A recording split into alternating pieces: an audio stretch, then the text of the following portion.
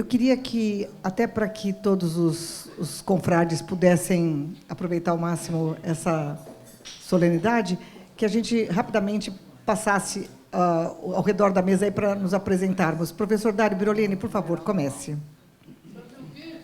Só se apresentar.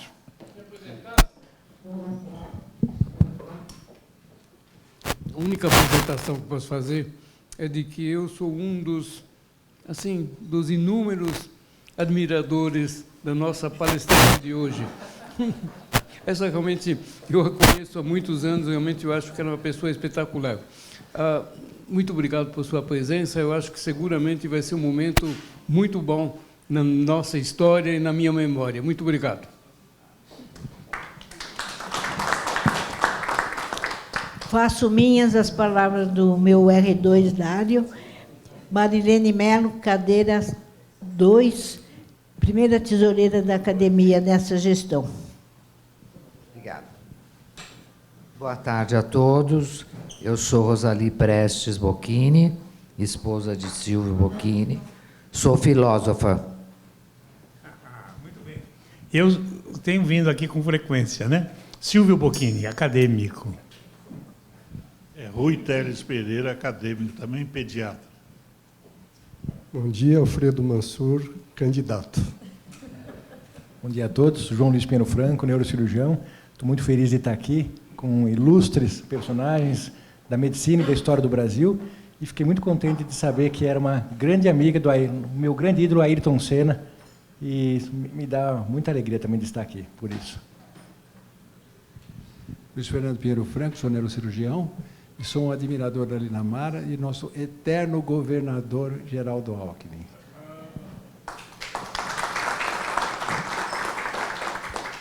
Hélio Beglomini, urologista, respondo atualmente pela diretoria de comunicação dessa gestão.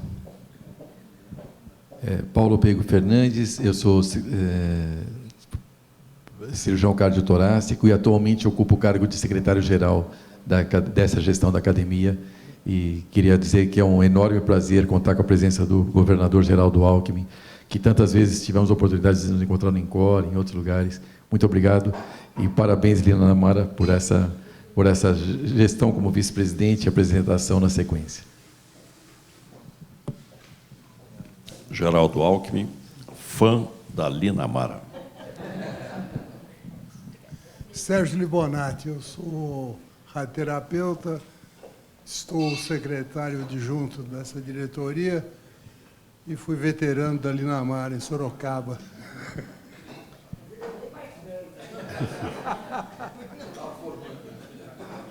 Boa tarde a todos, muito prazer estar aqui.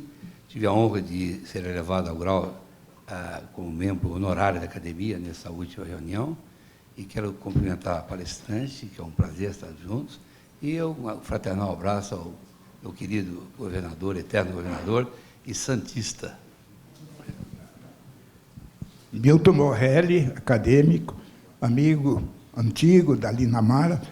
Trabalhamos muito tempo na mesma área de reabilitação. E eu também queria dar um abraço ao Dr. Alckmin, que muitas vezes nós estivemos juntos na construção do Hospital Mário Covas, em Santo André, onde eu fui presidente. Boa tarde, é um prazer estar aqui hoje. Meu nome é Patrícia, sou fisioterapeuta, convidada do Dr. Milton Borrelli e da doutora Lina Mara. Agradecida.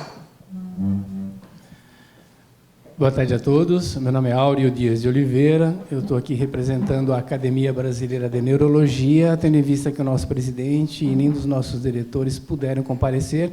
Eles acharam muito importante a participação da academia neste evento e pediram para que eu representasse a academia. É com muito prazer que eu faço. Muito obrigado. Boa tarde a todos. Meu nome é José Luiz Martins, eu sou acadêmico e sou da Unifesp, professor sênior da Unifesp em cirurgia pediátrica. Boa tarde a todos. Eu sou Maria Alice Cerello, cerimonialista, e é um prazer novamente estar aqui na companhia da doutora Lina Mara e o sempre governador muito querido. Obrigada. Bom dia, meu nome é Pedro Onofrio, sou membro emérito da Academia de Medicina e eu tenho muito prazer em estar aqui com o governador.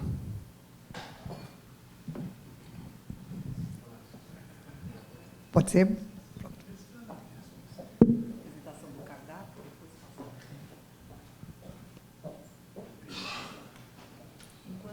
Enquanto nós esperamos a apresentação do Josemar Grimaldi, que sempre nos agracia com uma apresentação sobre o cardápio, e é uma oportunidade da gente entender um pouco o valor de nos reunirmos em volta da mesa para comemorar, para consagrar nossos valores, nossos hábitos. Eu quero me antecipar um pouquinho, falando de que, na minha apresentação, parte importante do que vocês vão ver e vão espero, aproveitar, diz respeito a um período muito feliz de um governo que investiu muito em saúde, que olhou pelos que mais necessitam, que oportunizou que o serviço público criasse um patamar tão diferenciado de qualidade de atendimento que exigiu que os serviços privados se modernizassem.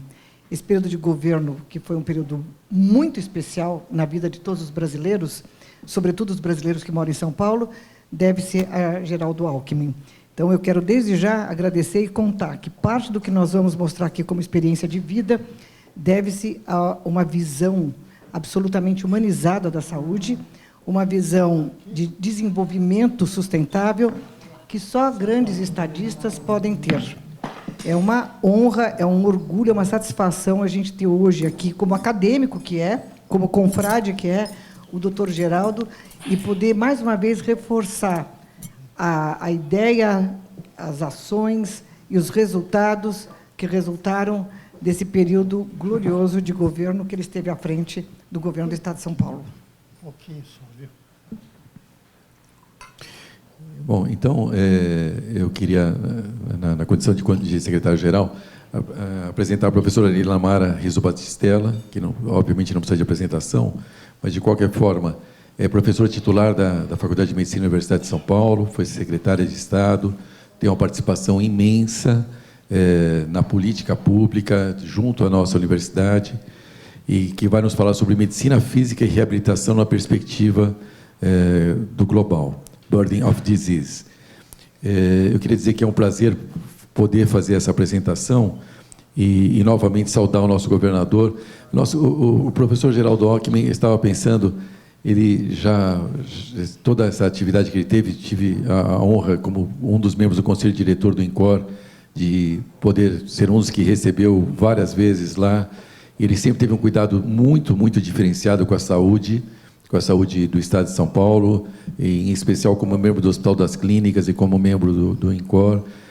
Pude testemunhar inúmeras vezes que ele esteve lá na faculdade, sempre nos ajudou muito a poder manter a vanguarda, atender o atendimento de ponta, não só para os brasileiros residentes em São Paulo, mas para os brasileiros residentes em todos os estados, porque boa parte das pessoas que atendemos são brasileiros oriundos de vários lugares que não dispõem das mesmas condições de saúde que São Paulo dispõe. Então, eu queria dizer que é uma honra poder contar com a presença do professor Geraldo e poder fazer essa pré-apresentação da professora Lina Mara nessa sua aula. Melhor da nossa condição de saúde, a gente não fala mais em saúde e doença, é condição de saúde que vai se modificando ao longo da vida, garantindo que as dores vertebrais não nos impeçam de exercer a nossa plenitude. Eu queria mostrar, tomara que entre esse vídeo, porque ele às vezes é tão pronto. Todos nós queremos terminar nossa vida assim. Eu queria que os senhores prestassem atenção, porque muitas das pessoas que nós conhecemos, convivemos, elas chegam a esta fase longeva com esta condição excepcional. Qual será o segredo, né? Qual será o modelo de vida ou a condição genética que cada uma das pessoas que alcançam a longevidade com esta condição funcional tiveram ou construíram para conseguir chegar à plenitude dos anos de uma maneira tão especial, não é? Quando nós olhamos para o que é hoje condição de saúde, nós temos o maior estudo epidemiológico no nível global, regional e nacional, que é o Global Burden Disease. Esse estudo, que é feito de forma sistemática a cada 5 anos, mostra a prevalência das condições de saúde e condições de saúde associadas com níveis severos de incapacidade, de deficiência incapacitante, que tiram o indivíduo da condição produtiva e levam ele a uma condição de perda produtiva. Então, embora seja um valor econômico no que nós estamos dizendo, quando você tem uma perda produtiva, isso tem impacto para a família, para si mesmo, porque nós somos criados e construímos a ideia da autonomia, da autossustentabilidade financeira, do equilíbrio financeiro, mas o impacto maior é para a sociedade. Mortes precoces, vidas que são ceifadas precocemente, e as doenças que afastam o indivíduo da sociedade têm um peso enorme na condição do país, do desenvolvimento sustentável. Só para a gente voltar aqui um pouquinho, a gente vê algumas doenças infecciosas, como o HIV, que até os anos você tem uma diminuição, um aumento da prevalência, mas você não tem um aumento igual dos dias vividos com incapacidade, years lived with disability, mostrando que, a despeito de você ter uma condição crônica de saúde por conta de uma doença infecciosa, você reduziu a incapacidade. Isso não é verdade quando a gente olha para o AVC, e não é verdade ainda quando a gente olha para o câncer. A porcentagem, a mudança percentual para mais de 2005 para 2015 é muito grande. Não haverá desenvolvimento sustentável, não haverá desenvolvimento se nós não combatermos isso. Quando nós olhamos para os dados globais e os do Brasil, a gente olha que, na questão do acidente vascular encefálico, nós estamos tendo, tecnicamente, menos dias vividos com incapacidade. E a gente poderia celebrar, mas não é verdade. É porque nós ainda temos mortes precoces. As pessoas não chegam ao atendimento. Quando nós olhamos para o AVC hemorrágico, é uma situação muito parecida. Então, a taxa de anos vividos com deficiência em razão do AVC hemorrágico é menor, porque essas vidas são perdidas. E é isso que nós mostramos nesse mesmo estudo epidemiológico, o quanto a doença cerebrovascular faz com que haja um aumento de mortes, né? Os anos vividos, ou a variação para morte, para mortalidade é grande, e a variação para os anos vividos com incapacidade também. A mesma coisa acontece com os acidentes de trânsito, que continuam ceifando muitas vidas. E outras condições que realmente desafiam a longevidade, porque não basta estar vivo, é preciso viver bem. Quando nós estamos falando do AVC, em especial, pela alta frequência, mas, sobretudo, porque nós estamos falando de uma doença que é absolutamente devastadora. Ela dificulta a fala, ela reduz a mobilidade, ela altera o cognitivo. Ela é uma doença que, em si, encerra todo um tratado de clínica médica e um tratado de neurologia, claro.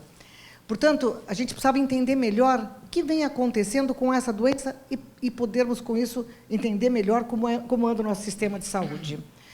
Então, nós temos um momento ideal de tratamento, nós precisamos avaliar a eficiência das terapêuticas, nós precisamos construir tecnologias de apoio, que a gente chama de tecnologias assistivas, mas nós precisamos, acima de tudo, identificar critérios prognósticos, estabilidade clínica e funcional, para identificar o momento exato onde a gente pode estabelecer um cuidado contínuo versus o cuidado intermitente, o cuidado hospitalar, e entender qual é o prognóstico desse paciente. Eu não vou falar muito aqui de AVC, eu vou falar das novas tecnologias que só podem realmente ter valor quando nós conseguimos trabalhar desde o período agudo. É o contínuo do cuidado.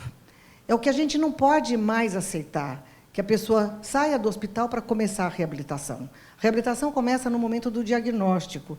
E é essa grande mudança que foi feita no Estado de São Paulo, com a condição de uma assistência desde o momento hospitalar, desde a fase da UTI, que vai garantindo que o momento da recuperação e até a estabilidade do paciente se aproxime cada vez mais dessa curva que melhora a condição funcional do paciente. Então, eu tenho cuidados da fase aguda eficientes, eu vou aproximando as curvas. Se eu tiver cuidados da fase aguda deficitários, certamente eu aumento o gap e diminuo a expectativa do paciente.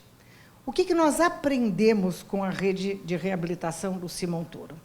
Que as medidas para estimular a neuroplasticidade com fins de recuperação funcional, garantir a otimização das funções remanescentes e estratégias de abordagem para substituir a funcionalidade acometida. A pessoa tem um déficit de um lado, mas eu posso estimular o outro lado. E usando de medidas voltadas à adaptação da nova condição, eu devolvo este paciente para a sociedade. Cada vida que volta para o mercado, para a produção, está garantindo a sustentabilidade da saúde. E essa não é uma experiência isolada, é uma experiência mundial. Os estudos mostram, estudos de grande porte, como é o Predictor, que a recuperação das funções das atividades nos primeiros dias é um preditor para os ganhos funcionais que o paciente vai ter ao longo do processo terapêutico. Então, os resultados da reabilitação estão fortemente associados não apenas à questão do cuidado hospitalar, mas ao ambiente, à motivação do paciente e à própria motivação dos familiares. Portanto, nós precisamos humanizar o nosso convívio e o nosso contato com os pacientes. Nós precisamos contar para os pacientes as possibilidades de melhora, sem vender ilusões, mas construindo uma esperança efetiva, objetiva, para garantir aderência e atitude, sabendo que a atitude otimista tem efeito na recuperação. Aqui eu quero dar alguns exemplos. Nós olhamos muito para o paciente pensando na questão da mobilidade, a marcha. Há sempre uma preocupação enorme. Ele vai voltar a andar? É a primeira pergunta que a gente escuta quando chega ou numa unidade de terapia intensiva ou nos cuidados pós-agudos, que a família pergunta, estou preocupada, ele não está mexendo a perna, ele vai conseguir andar? A gente tem hoje cada vez mais condições de oferecer, desde a fase inicial, onde se pode abordar a espasticidade, se pode melhorar a funcionalidade, a oportunidade de realmente fazer esse paciente voltar a ter um bom desempenho, e um bom desempenho funcional quando a gente pensa na marcha. Opa, uma coisa aqui que está pronto. Quando eu penso na marcha, o que é mais importante? Velocidade ou cadência? Eu preciso ter isso em mente se eu vou preparar um programa de reabilitação para esse paciente. E o desempenho do paciente vai depender, efetivamente, que eu possa controlar os movimentos anormais. Por isso que, cada vez mais, a abordagem da espasticidade é precoce. E aqui nós temos um ponto de inflexão. O Estado de São Paulo, durante todos esses anos, forneceu com muita propriedade medicamentos de alto custo para uso no período de internação e no contínuo do cuidado, para que esses pacientes pudessem realmente se beneficiar desde o primeiro momento. Então, eu controlo a espasticidade com os bloqueios antiespásticos. São medicamentos de alto custo, mas que encurtam muito o tempo de internação. Mas eles não apenas encurtam o tempo de internação, eles melhoram a neuroplasticidade cerebral.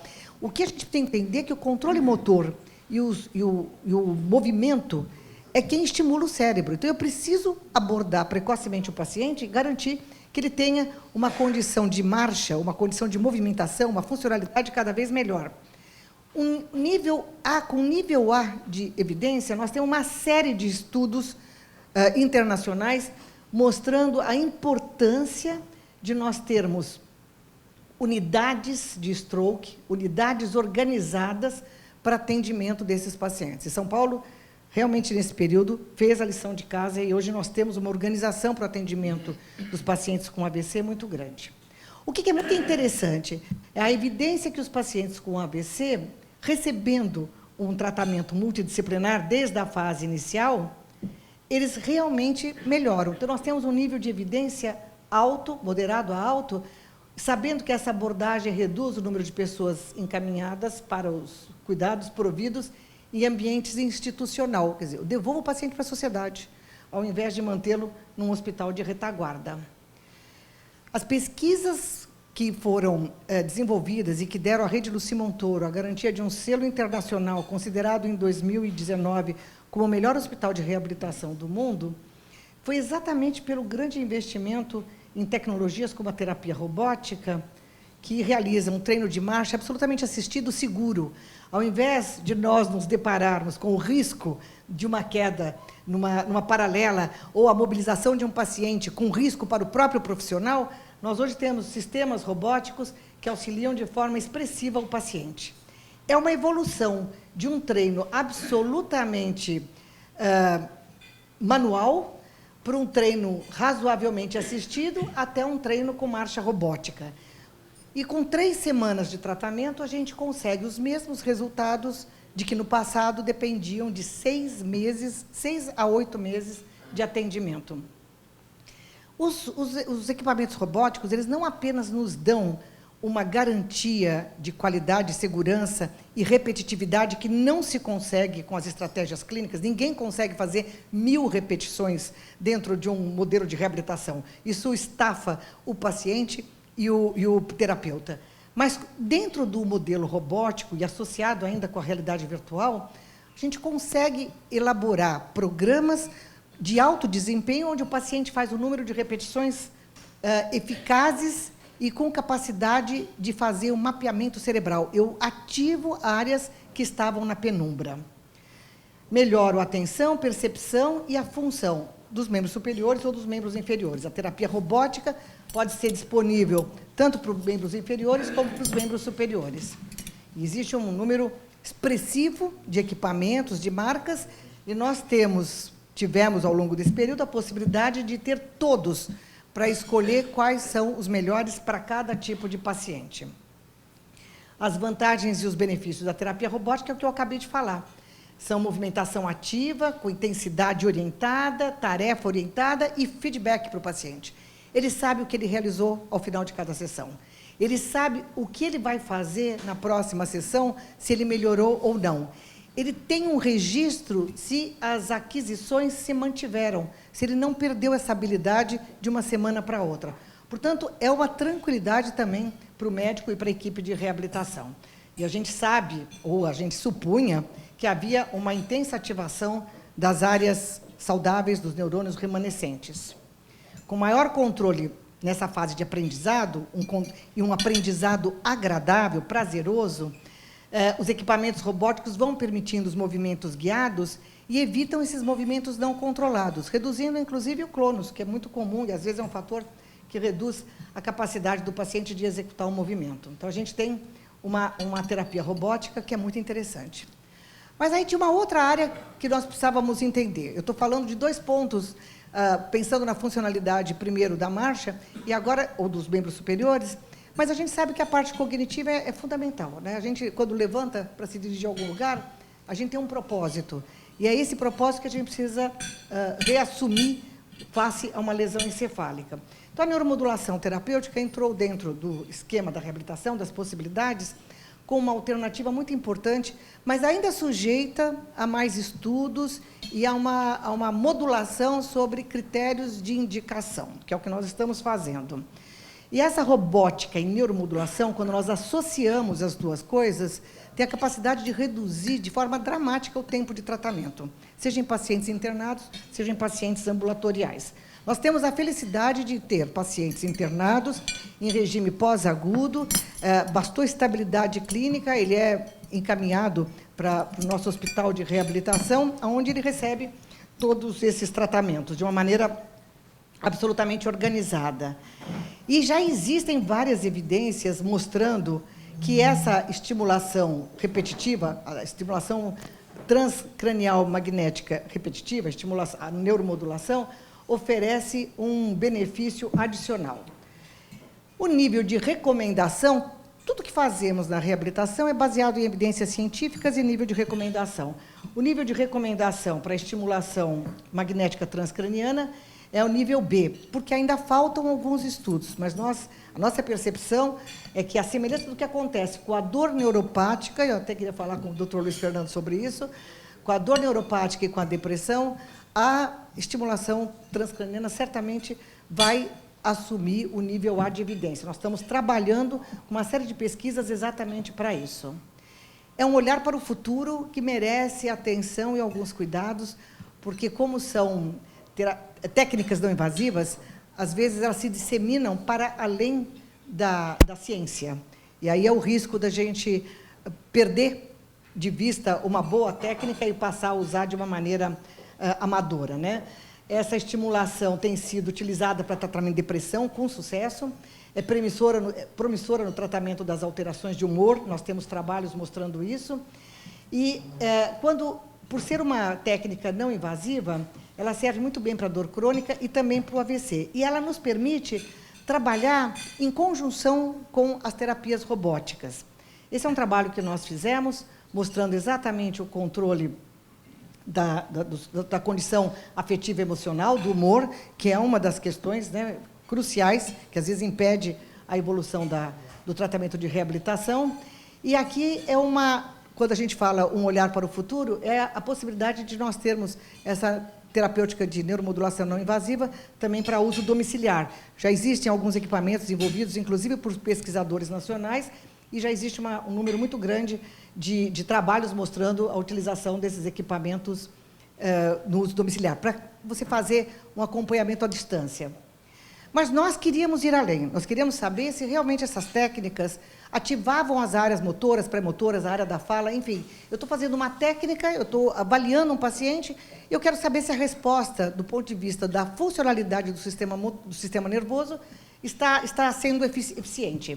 Então, nós começamos a usar, e somos o único serviço dentro, provavelmente, da América Latina, que usamos o FNIRS, que é essa espectroscopia por infravermelho próximo, infravermelho curto, e que nos permite fazer o imageamento cerebral durante a atividade, o que para nós é muito importante, porque nós trabalhamos com movimento, e, portanto, eu preciso ter técnicas de avaliação que me permitam avaliar o paciente em movimento. A questão, além da facilidade, é que são poucos os pacientes que têm acesso à ressonância magnética funcional. Então, vale para alguns trabalhos, para alguns trials, mas para fazer o acompanhamento do paciente e para realmente avaliar o paciente em tempo real, o FNIRS tem sido uma estratégia muito interessante. Ele faz esse imageamento a partir do reflexo de calor, pelo transporte da hemoglobina, e como não existe ativação cerebral que não passe pela questão do metabolismo cerebral, sempre haverá a presença da hemoglobina. Então, eu consigo fazer o mapeamento. E o mais interessante, isso são trabalhos publicados, Dr. Borelli, é quando a gente faz o treino de marcha, inclusive melhorando as condições de continência vesical, e fazemos associado com a neuromodulação não invasiva. E, no mesmo movimento, eu faço o mapeamento, o imageamento com o FNIRS, e vejo exatamente as áreas que estão sendo estimuladas. Então, eu tenho certeza que esse tratamento teve uma resposta adequada para esse paciente. Os pacientes não são iguais. Os pacientes têm respostas diferentes, mesmo com lesões semelhantes. As lesões nunca são iguais, mas mesmo com lesões semelhantes. As condições que anteciparam a vida desse indivíduo até o momento da lesão têm um peso específico na resposta que ele vai dar. A resposta cerebral é uma resposta muito rica, e nós ainda sabemos muito pouco sobre isso. Então, o fato de eu conseguir fazer o mapeamento me diz que aquele tratamento está sendo resolutivo para aquele paciente. Isso nos ajuda a escolher o melhor tratamento para cada paciente. O FNIRS tem inúmeras vantagens, é um programa ainda em implantação, porque hoje é um modelo de pesquisa, mas nós temos hoje 300 pacientes avaliados com recursos FAPESP e com apoio da Harvard. É um trabalho conjunto e nos mostra um horizonte de oportunidades, uma janela de oportunidades para que a gente possa ser cada vez mais resolutivo. Tudo isso que nós fazemos está alinhado com as diretrizes que a OMS colocou dentro de um programa mundial chamado Rehabilitation 2030, a Call for Action. Uma chamada à ação, um painel de especialistas do mundo inteiro, que eu tive a honra de coordenar inicialmente, e hoje faço parte também, e que desenvolveu uma série de recomendações para a reabilitação. A necessidade da integração nos diferentes níveis de atendimento, a reabilitação desde a fase hospitalar, a reabilitação garantindo serviços que estejam disponíveis na comunidade, para que o paciente possa fazer o contínuo do cuidado, que ela seja multidisciplinar e que ela tenha unidades especializadas dentro dos hospitais ou em hospitais correlatos à unidade de agudos.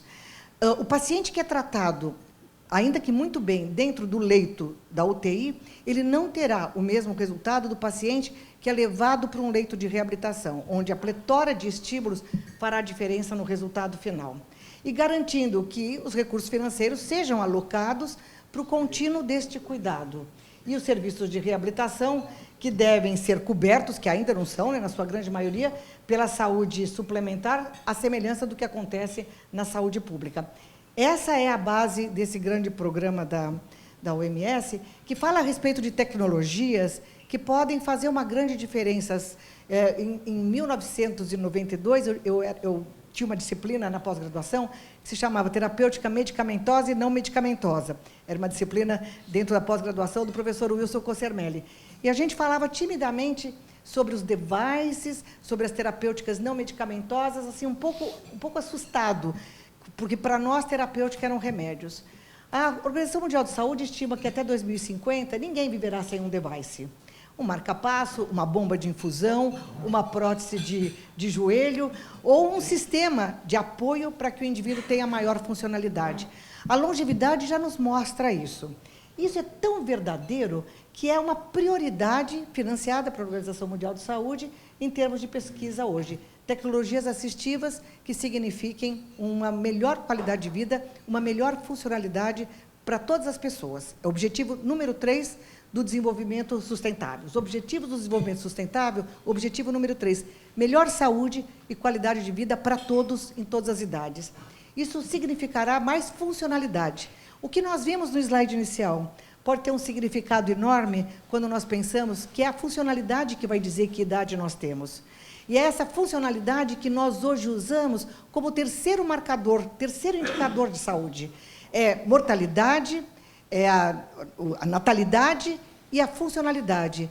Tanto assim que os novos projetos que envolvam o Ministério da Saúde, obrigatoriamente terão que ter, ao lado da CID, Classificação Internacional de Doença, a CIF, Classificação Internacional de Funcionalidade. E é tão verdade que tecnologias assistivas fazem parte hoje de um novo horizonte de crescimento para os países, crescimento para a indústria, mas de mudança da qualidade de vida dos nossos pacientes, que a Toyota é hoje o maior laboratório de robótica em saúde do mundo. Tivemos oportunidade, patrocinados pelo nosso governador Geraldo Alckmin, de visitar os laboratórios da Toyota por 2 vezes. Temos hoje uma forte parceria com eles e entendemos claramente que, com este nível de eficiência que a Toyota trabalha, eles não estariam pondo recursos e sem uma centena de cientistas trabalhando nesta área, se isso não fosse o horizonte do futuro. Mas tem uma boa notícia. Patrocinamos a ideia e hoje temos um equipamento para membro superior genuinamente nacional, em todas as unidades da rede Lucy Montoro, o Vivax, que tem vantagens sobre o equipamento suíço, que também é disponível nas nossas unidades, mostrando que a nossa capacidade de superar barreiras, de produzir e de investir em saúde é muito grande. E eu queria terminar deixando para vocês aqui uma boa notícia. Quero ver se eu consigo. Esse menino, acho que você vai ter que me ajudar aí. Você já imaginou se você pudesse escolher viver por mais tempo? Eu sei, isso parece aquele tipo de coisa que acontece só nas histórias mágicas dos livros que a gente costuma ler. Mas, e se eu te dissesse que isso é sim possível? Meu nome é Guilherme Teles e eu sou um cientista. E hoje eu tô aqui para contar para você como a minha pesquisa pode, a partir de algo muito parecido com um livro, ajudar você a viver por mais tempo. Para começar, deixa eu te explicar um pouquinho melhor como funciona o seu corpo. Basicamente, dentro de todas as suas células, de todo o seu corpo, existe uma molécula bem pequena chamada de DNA. E é esse cara, o seu DNA, quem parece muito com um livro. Isso mesmo, o seu DNA contém todas as informações sobre você, separado em uma série de pequenos capítulos, que são chamados de genes. Da mesma forma como você faz para ler um livro abrindo ele primeiro, existem uma série de mecanismos incríveis dentro das suas células que controlam a abertura do seu DNA, chamados de mecanismos epigenéticos. Assim como nós utilizamos esses marcadores de livros, esses mecanismos também marcam regiões específicas do seu DNA, fazendo com que elas sejam mais ou menos abertas, controlando assim a leitura dos seus genes, ou, em termos científicos, a expressão gênica. Tudo isso é incrível, mas toda boa história traz também alguns vilões, e com o seu DNA não é diferente. Eu sei, você deve estar agora assistindo esse vídeo assim, sentado, olhando para a tela de um computador ou de um celular.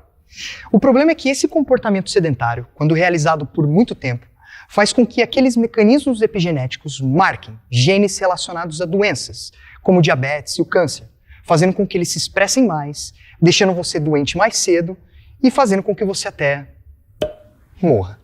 Olhando para esse fim trágico, você deve estar pensando agora: meu Deus, Guilherme, eu não quero que minhas células expressem esses genes ruins. O que eu faço? É exatamente aqui que entra a minha pesquisa. Lá no laboratório, eu estudo como diferentes protocolos de treinamento físico, como o treinamento de força, ou o treinamento aeróbio, ou até a junção dos dois, o treinamento concorrente, podem alterar um mecanismo epigenético chamado de metilação do DNA, fazendo com que as suas células musculares expressem mais genes bons para a sua saúde, fazendo com que você possa, sim, escolher viver mais e muito melhor. E tem mais. Estudos recentes indicam que os seus padrões epigenéticos podem ainda ser passados para suas próximas gerações. Isso mesmo, o que você faz hoje com a sua saúde pode afetar a saúde dos seus filhos e até dos seus netos. Por isso, pense muito bem no que você faz hoje. Movimente-se, onde você puder, quando você puder. Porque, como diz o clichê, o futuro está sim nas suas mãos. Ou melhor, um futuro saudável está no movimento da sua epigenética. Então essa é a boa notícia, né? A gente ainda pode fazer mudanças em qualquer idade. E nós podemos viver mais e melhor se nós tivermos a disciplina de nos movimentarmos, de participarmos, de interagirmos, de vivermos mais próximo de todos. E a gente não pode deixar de terminar uma fala sobre saúde pensando que o cuidar é muito mais abrangente que o curar. E nós estamos muito acostumados a pensar em cura. E nós devíamos pensar mais em cuidar de cada paciente como se ele fosse único. E como se nós fôssemos únicos para eles. Obrigada.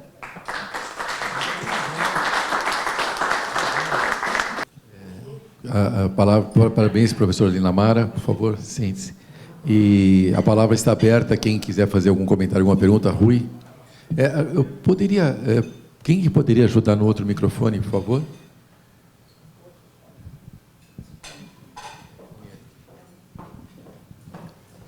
Fica comigo. Eu vivi muitos anos muito perto da professora Linamara e senti toda a dificuldade dela. Ela construiu a especialidade na Universidade de São Paulo.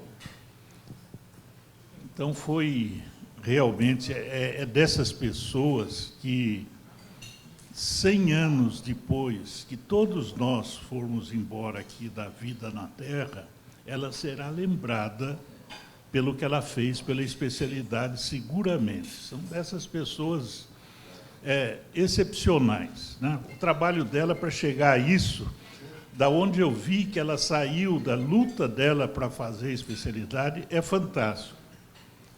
A palestra foi ótima. Eu só me senti humilhado com aquela vovó fazendo aquele exercício lá na paralela, mas faz parte da vida, né? Desculpe eu estar tomando tempo, mas é que eu gosto muito da Linamara, foi ótima a palestra, e, por coincidência, tem um médico aqui que sempre esteve do lado do médico, que é o nosso ex-governador, sempre governador. E eu queria contar só um detalhezinho do que representa o Geraldo Alckmin para nós médicos. O Hospital das Clínicas está sendo reformado inteiro, está ficando lindo. Tudo está sendo reformado, todos os prédios. Tinha um prédio, há quase 20 anos atrás, que era um horror. Era o mais feio, porque era um hospício antigo, era o Instituto de Psiquiatria. nós precisávamos reformar o Instituto de Psiquiatria do Hospital das Clínicas. Aí eu era muito amigo do professor Nelson Proença, que não frequenta mais aqui porque ele está mais velho e está morando em Campos do Jordão. E o professor Nelson Proença entrou comigo aqui na PM há 40 anos atrás, como diretor, eu e ele virou presidente da PM. E aí, eu pedi a ele foi conversar com o professor Valentim Gentil, que era o professor da psiquiatria, e conseguiu uma reunião no Palácio com o nosso vice-governador. O governador era o Mário Covas, que estava enfermo, e nós somos uma comissão da psiquiatria, foi ao Palácio conversar com o vice-governador. E nós sentamos na sala do vice-governador, que era o governador do estado naquele momento, e ele perguntou: por que vocês vieram me procurar? Aí eu contei uma pequena história para ele. Obrigada. Falei: ó, governador, há muitos anos atrás, eu era diretor da Associação Paulista de Medicina, e eu estava numa reunião de diretoria, eram ali 30 membros da reunião, e alguém perguntou: quem é esse Geraldo Alckmin? Isso aconteceu há 40 anos atrás. Quem é esse Geraldo Alckmin? E o professor Proença falou: é um menino de ouro. E é por isso que nós viemos procurá-lo aqui. Hoje, o prédio mais bonito do Hospital das Clínicas é o Instituto de Psiquiatria do HC, que se não tivesse as árvores que nós, funcionários do HC, plantamos ali na Rebouças, vocês veem que subindo a Rebouças tem uma floresta, assim, foram os funcionários do Hospital das Clínicas que plantaram aquelas árvores. Se não tivesse as árvores, o prédio da psiquiatria seria um lance, assim, de chamar atenção, seria um prédio de chamar atenção da população. Todos conheceriam aquele prédio lindo da psiquiatria, mas ele está escondido pelas árvores que nós plantamos ali. Desculpe tomar o tempo dos senhores, mas eu queria falar do nosso governador, que sempre esteve ao lado dos médicos, sempre, né? Me lembro uma vez que eu era diretor aqui, há décadas atrás, estava conversando com o superintendente da época, bate na porta, ele era deputado, ele veio ver algumas coisas para trabalhar conosco. Então, há décadas, ele está e continua estando ao lado dos médicos. Desculpe o tempo que eu levei.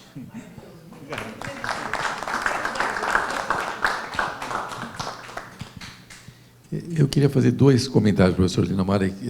Um deles, em relação àquilo que a senhora comentou, acho que você comentou, né? Que você comentou em relação à mobilização precoce dos doentes. A gente tem visto isso, e acho que essa é uma cultura que tem se tentado combater a nível mundial, mas com um sucesso muito relativo, eu acho.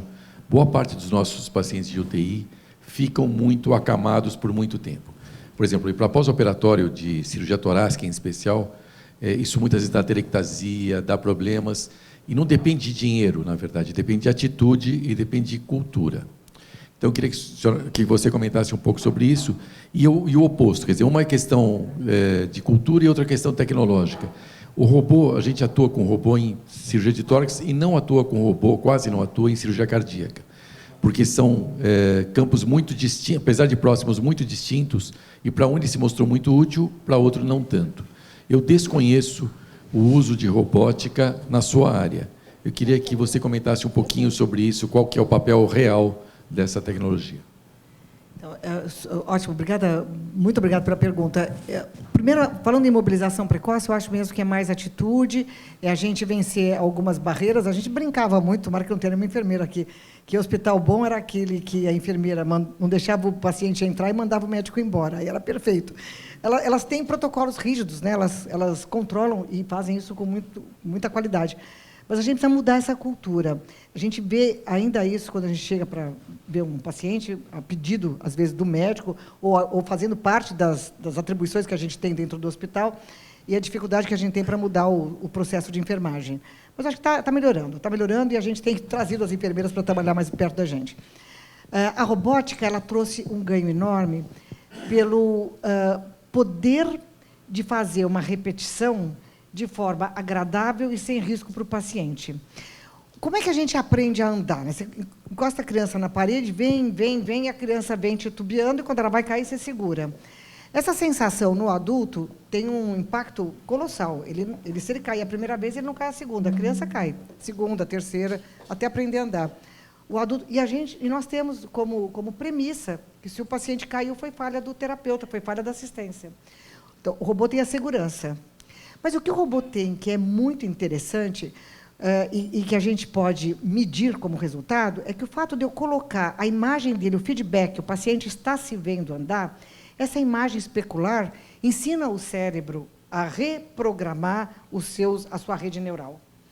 Então, não dá para fazer isso manualmente.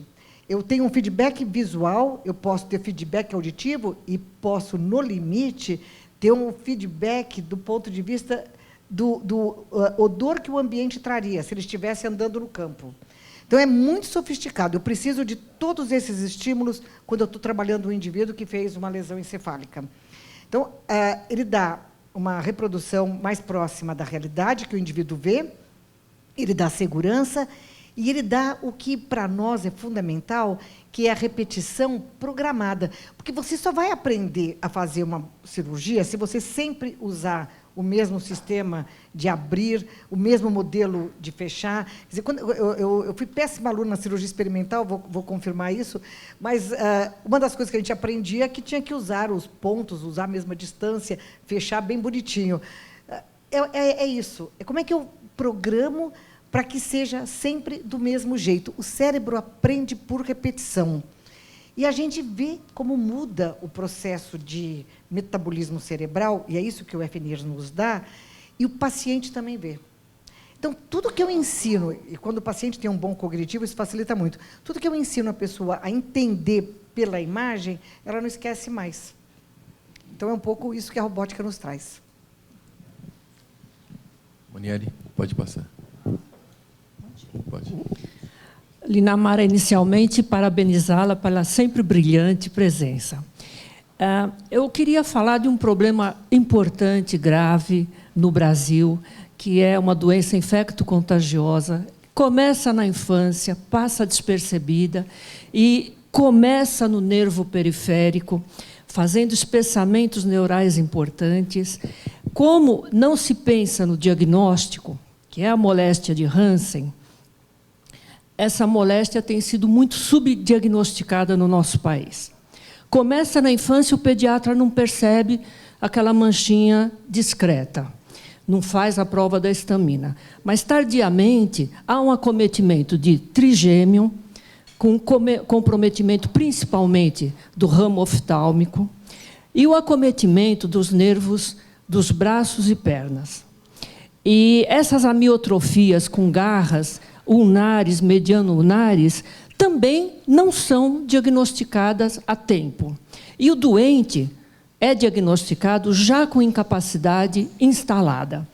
E é difícil nós vermos as equipes de saúde preocupadas no diagnóstico precoce, na prevenção das incapacidades, porque é uma doença altamente incapacitante. Então, eu queria muito pedir para que também, lá no HC, nós fizemos um trabalho conjunto com a fisiatria durante muito tempo, mas no estado de São Paulo, mas principalmente no resto do país, Mato Grosso, Amazonas, Pará, Maranhão, onde eu fiz campanhas, a gente tem um índice muito alto, acometendo principalmente a infância. Então, eu queria chamar a atenção para esse fato de também a medicina preventiva e reabilitadora olhar para esses doentes. Muito obrigada, desculpe. Leontina, você é uma lutadora nessa área e a gente sabe muito bem, a tua fala é muito oportuna. Eu uso muito o exemplo da hanseníase, porque eu tive a oportunidade, acho que também o Libonati, de estagiar durante muito tempo dentro de a gente chamava leprosário, uma coisa horrorosa, uma colônia, o Pirapitingui. E eu vi o sofrimento dessas pessoas e eu nunca conseguia entender... Lazarento, eu nunca conseguia entender como é que a gente permite, né, esse grau de exclusão e a crueldade, que para aquele momento podia servir, mas nos anos 70, 80, 90, não servia mais. E eu falo, tem uma coisa para mim que é interessante e que é um aprendizado, e que nós, médicos, devíamos nos dar conta. O HIV tem um poder de contaminação muito superior à hanseníase, né, ao mal de Hansen. A facilidade de contágio, ele é sempre mais complicado, mas eles foram tão organizados na luta pelos seus direitos, esses pacientes, que eles hoje estão no seio da sociedade, convivem com a gente, e a gente fala, ele é soropositivo, ele não é... A gente, com a maior naturalidade e como deve ser. O que mostra, e isso corrobora com o discurso da reabilitação, que a exclusão só atrapalha. Quando eu ponho uma coisa longe dos meus olhos, eu não apenas não desenvolvo a ciência, como eu teimo em repetir o mesmo processo, que é o que acontece com a hanseníase. Quantos diagnósticos nós fizemos porque o indivíduo chegava com a mão caída e na eletroneuromiografia a gente suspeitava, ia para a leontina e era mesmo. Ou chega com uma úlcera no pé para fazer uma podobarometria, ele também tem uma neuropatia, porque é diabetes, mas não era aquilo que deu o buraco no meio do pé. Então, eu acho que está faltando para os médicos, e eu tenho muito medo disso, Leontina, porque quando você fala em poliomielite, esse pessoal não sabe mais o que é. E hanseníase, a gente está fingindo que não existe, mas ela existe. Falei com o Cleinaldo Costa, que é o reitor, ontem. Nós tivemos um encontro muito interessante com a Samsung. Estamos desenvolvendo aí uma estratégia de mapear algumas doenças negligenciadas. Ontem, com o Cleinaldo Costa, que é o reitor da Universidade Estadual do Amazonas, exatamente por isso, porque a maior incidência de amputados que nós recebemos daquela região é por hanseníase. É uma loucura isso. Uma coisa que eu queria complementar é que a moléstia, desde a antiguidade, acometeu os nobres e os plebeus. Eu tenho recebido no consultório pessoas de classe socioeconômica muito alta que já vão com incapacidades de 30, 40 anos de doença. Então, principalmente o médico que recebe uma pessoa de classe socioeconômica muito alta, fala, imagina se esse doente vai ter lepra. Só que tem uma família com vários elementos, é uma família conhecida no Brasil e no mundo. Então, eu queria só deixar claro isso. Perdão, obrigada. Doutora Linamara, parabéns, mais uma vez, um prazer estar aqui. Falou sobre coluna, que é a minha área de interesse. Eu morei 5 anos na Europa, França, Alemanha, fiz pós-graduação nessa área. Trabalho para 4 jornais internacionais, Jornal Norte-Americano de Coluna, Europeu de Coluna. Publiquei um livro na Alemanha pela Springer, né, um tratado sobre a degeneração discal lombar. Publiquei agora em Nova York pela TM, que todos conhecem, né, também um novo livro sobre o equilíbrio lateral da coluna, a aquisição da lordose, que permitiu que a gente ficasse em pé, né, até o bebezinho, ele sustenta a cabeça na hora que ele desenvolve a lordose cervical. Aí as mães disputam o nenê, vamos ver qual que é o nenê que vai andar mais rápido, mas, na verdade, está no material genético dele, na hora que ele desenvolver a lordose lombar, nessa hora o bebê vai andar. Então, não adianta pôr no... É uma questão que está lá no material genético, né? Isso. Então, eu queria saber, desse ponto de vista, eu vejo no consultório, os pacientes já chegam no estado ruim de degeneração discal, de artrose, o osso que é produzido por uma reação a essa degeneração discal, eles já chegam tão mal e eles já chegam sem saber, passaram por diversas pessoas dando dicas e dicas e dicas, todo mundo dá dica para dor nas costas, né? E eles já chegam com compressões graves que eles nem têm ideia.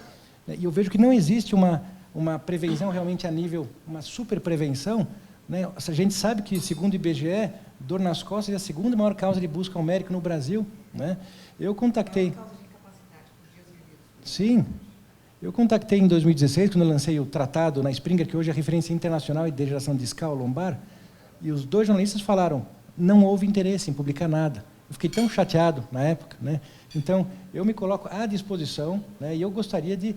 Acho que a prevenção, como falou, né? Na verdade, a prevenção, para não chegar lá, estou cheio de artrose, não consigo andar, tenho dor nas costas de ficar sentado meia hora numa reunião, quer dizer... E é isso, queria comentar a respeito disso. Eu tenho uma resposta muito clara para isso, não está na minha mão, mas eu sei nas mãos de quem nós vamos colocar. Quando nós elegemos de novo o Dr. Geraldo Alckmin, ele vai colocar nos currículos escolares a obrigatoriedade que o professor de educação física ensine para a criança, para as famílias, como é que faz prevenção. Porque não dá para a gente ensinar com 30 anos. A gente tem que fazer prevenção desde a hora que nasce. E, ao invés da gente ficar jogando bola em queimada, as crianças às vezes gostam, às vezes não gostam, o professor de educação física é uma peça-chave para a gente melhorar a performance dessas crianças. Na creche, nos clubes, devia ser obrigatório. Ao invés da gente ficar deixando os alunos à vontade, a gente devia estimulá-los a eles fazerem a profilaxia da sua coluna, sentar direito, saber usar uma mesa, saber usar uma cadeira. E eu tenho certeza que nós teríamos uma rede absolutamente fluida que atingiria todas as nossas crianças, todos os nossos jovens, seja nos centros esportivos, fosse nas escolas ou até nos ambientes de trabalho. E não é uma tarefa impossível, mas é resolutiva. Você tem toda a razão. A gente precisa fazer. Se nós queremos chegar ao 100, está todo mundo dizendo que vai chegar aos 120, eu acho que eu vou até 122, eu ainda estou meio em dúvida. Mas a gente precisa chegar bem, e a coluna é o eixo. Quer dizer, como é que uma casa fica em pé se não tiver estrutura? Então, nossa, muito bem-vinda a sua questão, e a gente vai contar com você para nos ajudar, então, mais ainda. Né? Professora, parabéns por essa magnífica aula, e quer dizer que a senhora vai chegar até 120 com essa energia que a senhora tem. Eu queria perguntar à senhora o seguinte: o Luci Monteiro tem recebido a mesma atenção e verbas que teve durante o governador Alckmin? Eu preciso responder? Olha, eu vou falar o que eu disse no Rio, na Academia de Medicina de Reabilitação, no sábado. A população precisa se importar com a saúde. Governo é estabelecer prioridades. Nenhum governo fará tudo. Não existe possibilidade. É interessante porque, quando retiram um tostão da cultura, as pessoas vão para a Paulista e todo mundo se mobiliza, é o empresário. Quer dizer, tem uma roda que gira. Quando fala em recursos, ou tirar recursos da saúde, as manifestações são tímidas. E as nossas instituições, elas estão muito ausentes. Elas precisam se manifestar. Não existe desenvolvimento sem saúde. Eu falo que a gente nasce ouvindo: criança doente não vai na escola. É verdade. Trabalhador doente não trabalha. Gente doente não produz. A única forma da gente melhorar a competitividade do país é realmente investindo na saúde. A saúde gira hoje, eu vou falar o número, o doutor Geraldo vai me corrigir depois, mas eu acho que ela é 11,2%, 11,5% do PIB. Olha, é a área que emprega, é uma área que desenvolve inovação, é uma área que tem uma capilaridade enorme, mas, no entanto, ela não tem sido bem tratada. E no governo federal e nos governos subnacionais, o que a gente sente é que a população digere bem qualquer manifestação de vamos tirar recursos, a ponto de tirarem recursos da saúde para ir para o fundo partidário. Isso é absolutamente desprezível. Não dá para votar em alguém que vote nisso. Mas a gente esquece, né? Na página 2, a gente esquece tudo. Então, eu entendo que o governo também responde às demandas, e quando ele, por formação, não tem a sensibilidade de olhar para quem mais precisa, porque essa é uma questão pessoal, quer dizer, ou a pessoa tem ou não tem. Se ela não tem, ela vai responder à demanda, à pressão. Ela pode não achar graça nenhuma, mas a pressão é tão forte que ela vai ter que se curvar. Nós tivemos governos, e vamos ser justos, governos de Franco Montoro, governo de Mário Covas, o governo do Quércia, que foi um governo também que teve um olhar bom pela saúde, o governo de Geraldo Alckmin, o governo de José Serra, que foram governos que olharam para a saúde. Quer dizer, nós tivemos sorte em São Paulo, uma sorte que ninguém se dá conta de ter, durante muitos governos, uma continuidade, porque também não dá para pensar que a saúde, você estala o dedo no dia seguinte e acontece. Você precisa de tempo, de investimento e medir na frente o resultado para reposicionar. E a gente teve isso aqui em São Paulo. E perder isso agora vai ser uma dor imensa. Perder isso agora vai significar 50 anos de atraso para o Brasil, não é para São Paulo. Porque o que acontece no Brasil tem um impacto enorme o que acontece em São Paulo tem um impacto enorme no Brasil. E, de alguma maneira, se o SUS ainda era respeitado, era porque aqui em São Paulo estava indo muito bem, obrigado. Se São Paulo tiver a menor fragilidade no tocante ao financiamento do SUS, o SUS acaba no Brasil inteiro. E nós vamos perder essa coisa impressionante, que é o maior programa social do planeta, que abraça 200 milhões de pessoas, independente da raça, credo, cor ou status social. Porque, no fim, todo mundo começa num plano de saúde e acaba no SUS. Uma minoria muito pequena é que consegue tratar a alta complexidade no sistema privado. Então, proteger o SUS é nos proteger, é construir a esperança do futuro, é saber que o outro, que nós dependemos do outro, vai ter acesso a uma saúde de qualidade. Mas eu sinto, às vezes, um silêncio ensurdecedor. E, no sábado, a gente conversou muito sobre isso, era um grupo muito interessante, que me pediram um pouco para falar sobre essas questões, e eu entendo que, se nós nos organizarmos, a gente consegue ter um enfrentamento inteligente. Mas nós precisamos realmente ter em consideração isso. A saúde é a locomotiva das mudanças sociais. E, sem uma mudança social absolutamente consistente, nós não vamos construir, nós não vamos reconstruir o Brasil. Linamara, foi um prazer muito grande encontrá-la. Nós que lá há muito tempo tivemos um contato muito próximo. Eu queria ressaltar aqui que hoje os tipos de trauma são extremamente graves e criam uma forma de tratamento muito complexo. E eu queria só localizar um, que é o acidente com moto. Eu estou vivendo um problema desse com o filho do meu cardiologista, que é o arrancamento do plexo braquial nos acidentes de moto.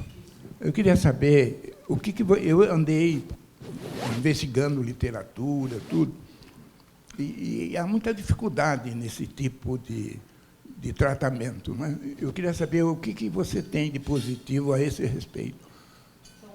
Professor, é um drama, deslocamento de plexo, arrancamento de plexo, perda. Nós temos, lá atrás, quando a gente ia dar uma aula sobre amputados, a gente sabia quem era o paciente, onde ele morava. A gente dizia assim, liga para o fulano, pede se ele pode vir amanhã aqui, que a gente tem uma aulinha, eu queria que ele ajudasse os alunos. Hoje, eu desço no ambulatório e escolho o paciente que eu quiser. Tenho todos. Nós melhoramos muito a questão dos acidentes de sistema viário, com o Movimento Paulista de Segurança no Trânsito. Eu fui representar o movimento numa conferência em Montevidéu. As pessoas ficaram espantadas de ver São Paulo, como São Paulo tinha feito a lição de casa, né, como tinham reduzido, mas à custa de medidas eficientes que significavam você reduzir a velocidade, mas também cuidar daqueles pontos onde a frequência do acidente é maior. Então, foi feito, na época do governador Geraldo Alckmin, um programa com os municípios, e era colocado recurso para ele arrumar o viaduto, arrumar o sistema leito carroçável, e nós ficávamos mapeando aonde os acidentes aconteciam, e eu ficava mapeando as incapacidades. Hoje, o Global Border Disease faz isso por nós. E se naquele quadro que eu mostrei do AVC, tem também as mortes e as incapacidades por trânsito. É uma tragédia, porque quem morre no trânsito é o jovem.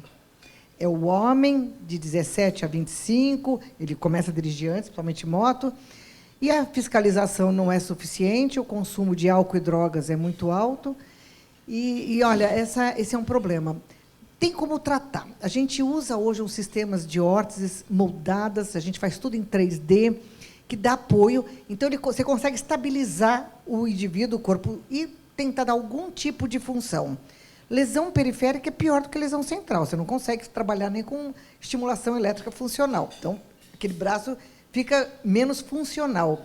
Mas você consegue fazer uma adaptação e o paciente consegue ter uma vida boa.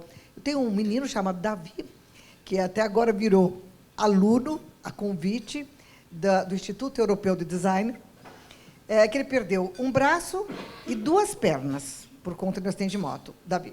Mas é um menino criativo, impressionante, e nós fizemos todo um trabalho com ele, ao final, com a prótese, e só com o braço, ele começou a gente descobriu, o que você gostaria de fazer? Ele falou, antigamente eu queria ser modelo, mas agora sim, não, agora sim você vai ser modelo, e ele é modelo. E foi contratado para o Instituto Europeu de Design. E ele faz uma coisa que a gente leva muito a sério, que foi uma iniciativa da filha de um anestesista, de um colega nosso, do professor Auler, que se chama Moda Inclusiva. E ele virou uma referência para os alunos na construção de vestuário que signifique harmonia, facilidade para uso e garantia de que ele está vestido igual aos outros. Mas as órteses, voltando para o teu assunto, porque a gente vai derivando para outras... As órteses ajudam a estabilizar e essas pessoas têm uma boa funcionalidade. Mas é evidente que você perder um pedaço do seu corpo não é tarefa simples, né? E uma coisa tão exposta como é o braço é muito difícil. Agora, não vejo, neste momento, uma mobilização para mostrar isso para a sociedade. Se um dia houver tempo, nós fazemos oficinas de trabalho com as associações, a Braciclo, que é a Associação Brasileira dos Motoristas de Ciclos de Moto. Fazemos com as ONGs que trabalham, eles vão ao centro de reabilitação, a gente mostra. Agora estamos trabalhando com a LOG e com a iFood. Então, eles levam os meninos lá, os motoqueiros, e a gente mostra o outro que ficou sem braço, sem perna, e aí eles conversam, interagem, eu tenho isso filmado, tenho isso documentado, para ver se a gente cria uma sensibilidade de que é a vida deles que está em jogo. E nós temos que mudar a nossa comunicação, Borelli, porque o que a gente diz para o motoqueiro? Vai voando. A gente induz. E a palavra é poderosa. Quando eu falo vai voando, eu liberei, eu dei autonomia, eu chancelei. Então, eu acho que nós estamos vivendo um mundo em transformação. E você falou uma coisa clara, os acidentes hoje são muito piores. As condições que os pacientes chegam é muito mais precoce, o que é uma sorte. Nós temos um bom sistema de recolhimento pré-hospitalar. O resgate é bom. E existe uma referência, está posta, ninguém mexeu ainda. Mas os acidentes são mais complexos. E que bom que a gente tem o Hospital Lúcia Montoro.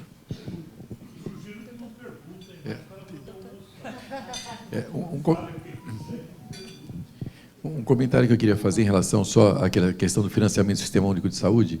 Me lembrei de várias coisas enquanto você estava falando. Uma delas é a questão a Fundação Zerbini, por exemplo, que foi uma das pioneiras. Ela continua sendo muito discutida de tempos em tempos pelo Ministério Público. E uma das coisas que o doutor Adib Jatene comentava é que o fato de você conviver pacientes de SUS com pacientes de convênio fazia com que subisse o sarrafo. Uma das coisas que acontecia é que o doente de SUS ele era um doente habituado a cobrar menos e, portanto, ele, na medida que tinha um doente de convênio junto, ele reclamava que a comida chegava tarde, que chegava fria, que o chuveiro não estava funcionando e assim por diante. Ele fez essa comparação também com o sistema público de ensino. Ele falou, o sistema público de ensino era, do ponto de vista de primeiro grau, segundo grau, era o melhor enquanto a classe média estudava lá. Na hora que começou a degringolar, a classe média saiu, parou o poder de pressão, parou a cobrança, porque a classe mais simples não está tão habituada a cobrar. E talvez o que esteja acontecendo no sistema, eu estava pensando a mesma coisa quando eu estava lendo essa questão do fundo público, de tirarem o dinheiro da saúde para colocar para o fundo eleitoral, eu estava pensando a mesma coisa, assim, primeiro, de como a nossa população é passiva, para o bem e para o mal. Segundo, essa ilusão que as pessoas têm, que não vão precisar, quer dizer, como eu tenho um plano de saúde, não precisam de um sistema público. Então, as pessoas que têm mais acesso à pressão, elas acabam muitas vezes sendo coniventes, entre aspas, por falta até de cidadania, com essa questão de não investimento no sistema público. Hoje mesmo, coincidentemente, eu dei uma entrevista, atualmente eu sou presidente da Associação Brasileira de Transplante de Órgãos.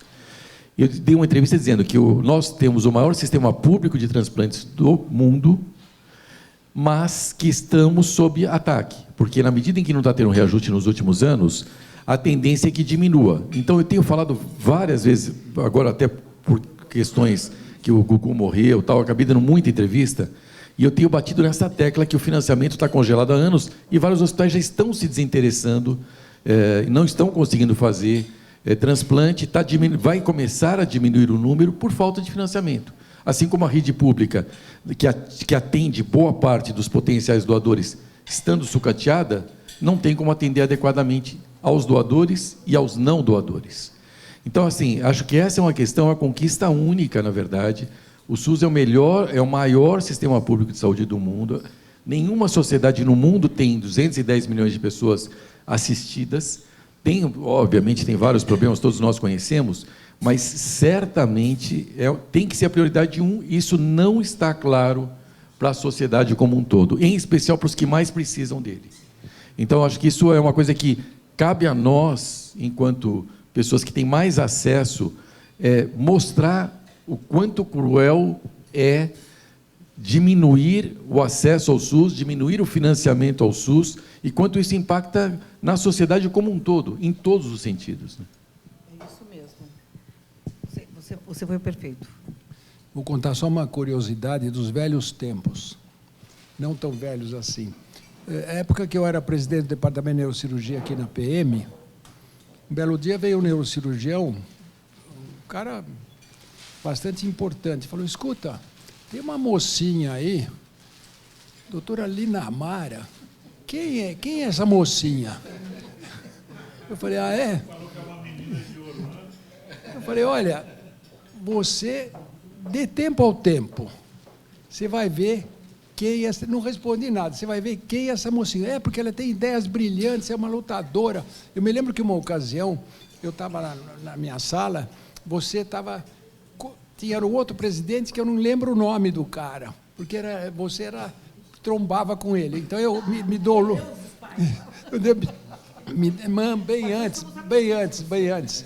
Ele... Bom, Quinópolis. E você... Eu fiquei impressionado com a sua argumentação, eu fiquei escutando ali, eu falei: puxa, mas essa mocinha é incrível, ela está triturando Quinópolis. Bom, então, hoje, acompanhando a carreira da Lina Mara, eu tenho uma honra de dizer que, na matéria da Lina Mara, eu divido em 2 épocas, pré-Lina Mara e pós-Lina Mara. Lina Mara, você é um orgulho para a medicina brasileira. Obrigado. Você é generoso, porque nós somos amigos há muitos anos. Obrigado pelas palavras, estimulam, deixam a gente com compromisso, mas elas têm a generosidade dos amigos. Obrigada, viu?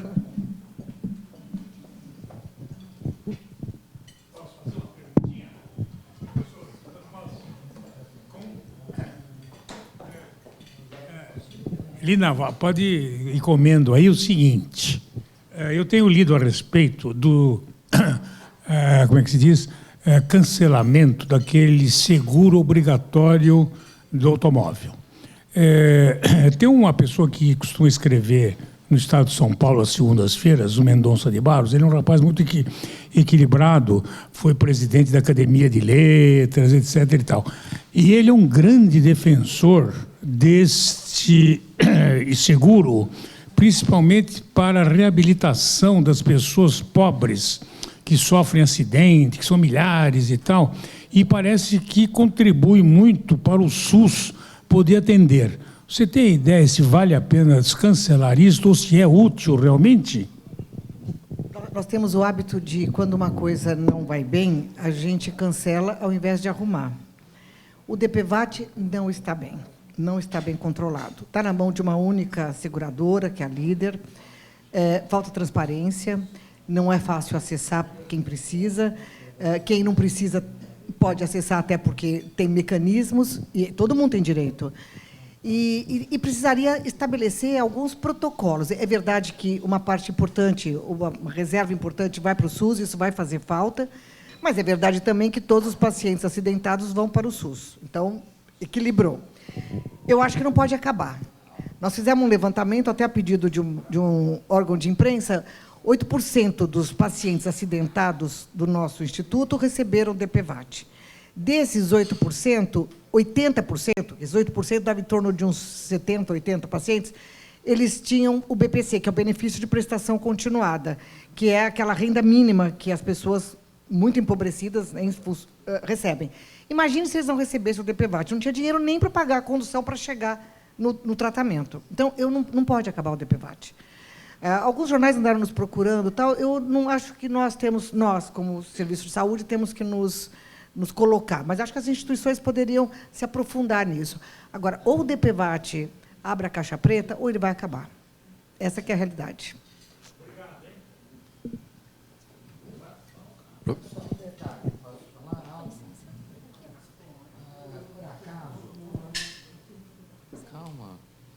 Obrigada.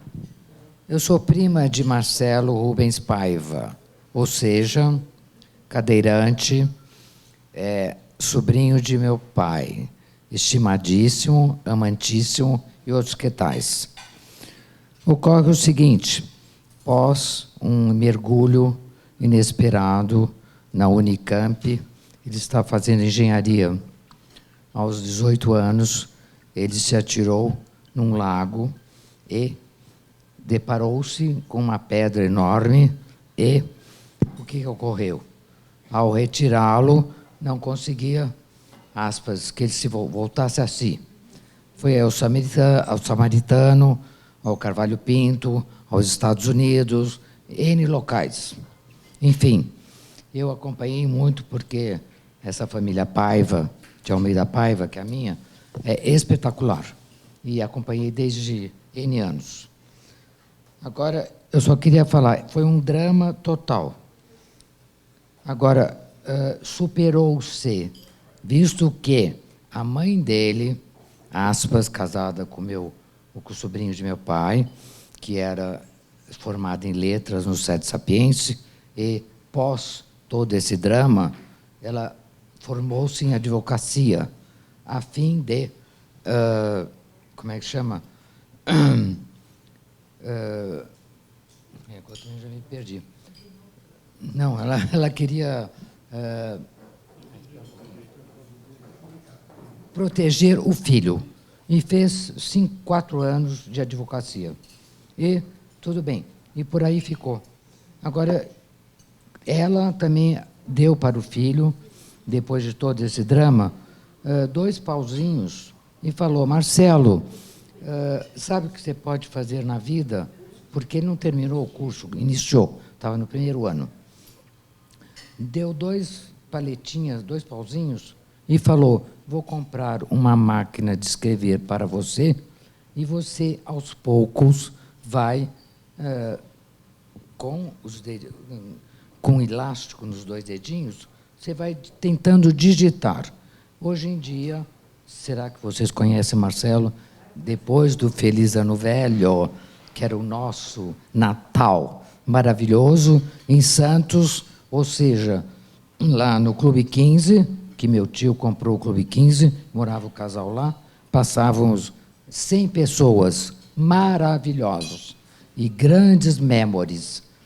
Agora, eu só lhe pergunto, que bom, e só posso lhe dizer como ele se superou. Hoje em dia, Marcelo Rubens Paiva, que dizem que pai era, entre aspas, esquerdista, etc., mas não era, super direitista. Bom, vai me interromper, eu não sei. Bom, então, se superou. E tudo isso eu acho bárbaro. É cadeirante, entre aspas, muito, como é que se diz, visita N países, tem uma cultura excepcional e eu acho que escreve muito bem. Ok? É minha pergunta por aqui. O que você falou tem um sentido enorme. Obrigada, hein? Imagina, todos nós gostamos muito do Marcelo Rubens Paiva, ele realmente escreve muito bem, mas mais do que ser um grande escritor, ele se transformou num bom exemplo de que a vida não tem limites. E que, quando você oferece o mínimo de oportunidade, as pessoas podem se expressar, podem transformar o meio em que elas vivem e podem trazer felicidade para si próprio e para os que estão em torno. E esse é o grande produto da nossa existência aqui, é fazer com que as pessoas sejam felizes, né? Eu acho que o Marcelo ele ajudou a construir uma outra visão. Eu acho que pessoas como o Marcelo, como a Mara Gabrilli, como o Marco Pellegrini, né, doutor Geraldo, eles constroem uma imagem de que não há limites, não há limites. Eu acho isso muito importante. E traz para a sociedade a clareza de que a gente tem que conviver com as diferenças. É esse o recado. E nós temos que encontrar formas para que cada um, no limite da sua funcionalidade, se expresse, se interaja e seja capaz de trazer para a sociedade novas oportunidades, que é isso que o Marcelo trouxe. Por falar em reabilitação, em relação ao Marcelo, ele tem 2 filhos, e foi graças ao método que nós desenvolvemos, assim como o João Pet, que é irmão do Toquinho, é o primeiro caso do país em que eles não têm ejaculação e a gente promove a ejaculação por eletroestimulação ou por método vibratório. E os 2 foram clientes nossos. E o Marcelo tem 2 filhos e o João Pet, irmão do Toquinho, tem uma menina que está estudando medicina agora. Você fez uma escola, porque o Márcio Josbete Prado, que hoje está lá na Bahia, e todos os seus alunos da urologia fizeram a diferença, porque o urologista queria tratar a próstata, e você ensinou que precisa ir além, né? Precisa atender às necessidades do paciente. Você foi um alicerce importantíssimo para a reabilitação. Muito obrigado. Você foi, não, você é, né?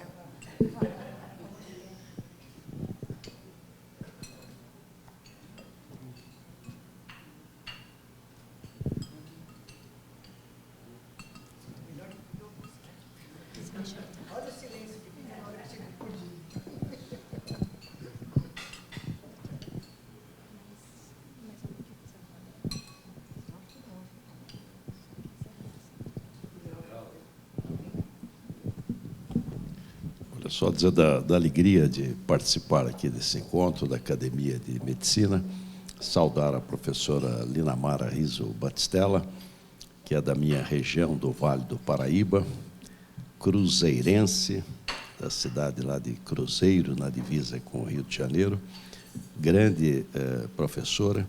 Eu que voltei aos bancos acadêmicos, estou lá no Hospital das Clínicas, no IOT, no Instituto de Ortopedia e Traumatologia, lá com o professor Vu. Estou até estudando mais fisiatria, viu, Linamara? E dizer da importância do tema. A primeira causa de morte e mortalidade é coração. A segunda é câncer.